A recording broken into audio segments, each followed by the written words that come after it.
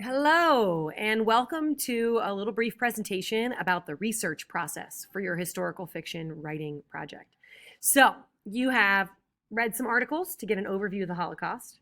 You've picked an ID card of a person affected by the Holocaust, a victim, a survivor, and a real story.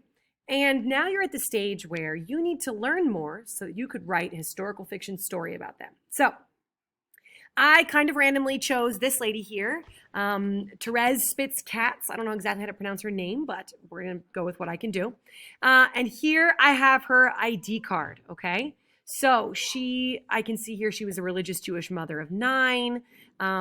She lived in a farmhouse in Hungary, a small town in Hungary. She put peaches and plums. She made jams out of them and canned them in the winter, and she had orchards. Okay, this is helping me paint a picture. Her oldest daughter was living in America and came back to visit her. Then she was,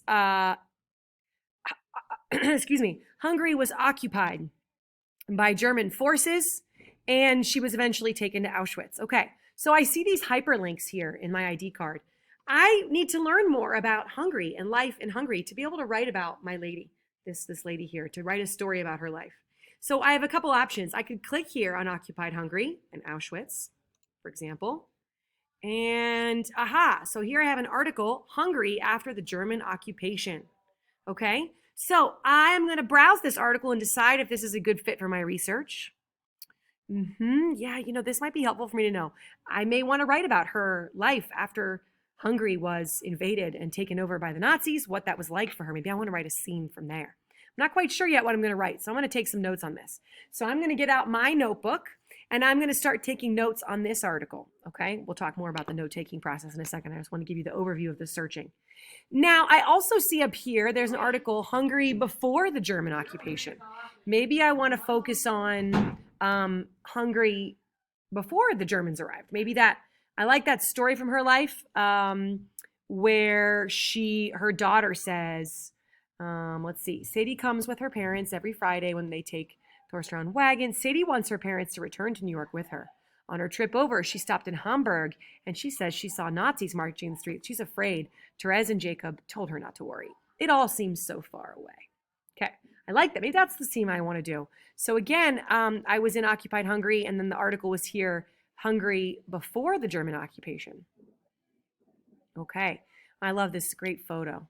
Family. Looks like maybe they're all going swimming. Okay, so here is all about Hungary. If I want to know more about life, what life was like for Hungarians and for Jewish people, all right, so I'm going to read this article and take notes. The other way to search is just to use this search bar. Let's say, for example, I know that in her article, it said that she was taken to Auschwitz. What if I want to write a scene about her arriving at Auschwitz, or perhaps a day in her life at Auschwitz? I might want to read these articles. There's lots of articles here about Auschwitz. I'm going to click some of these and decide which ones are good for me to take notes on. For example, maybe this one here, Auschwitz. Okay, so what have I done here? What have I modeled?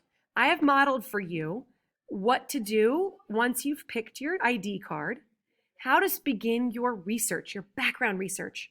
Why? Remember, we're writing historical fiction, short stories, bringing to life using narrative to tell the story of the real person on your ID card, okay? So that is step 4 of this process. Is it step 4? Let's come back here. Step 3, individual research, okay? The links are here on our haiku page for Holocaust historical fiction. We've done step 1, step 2. Now we're on step 3, individual research, just for your particular person, okay? So you will take notes in your notebook, and I'll do another video giving you some tips about how to take notes in your notebook. All right, thanks guys. Happy research.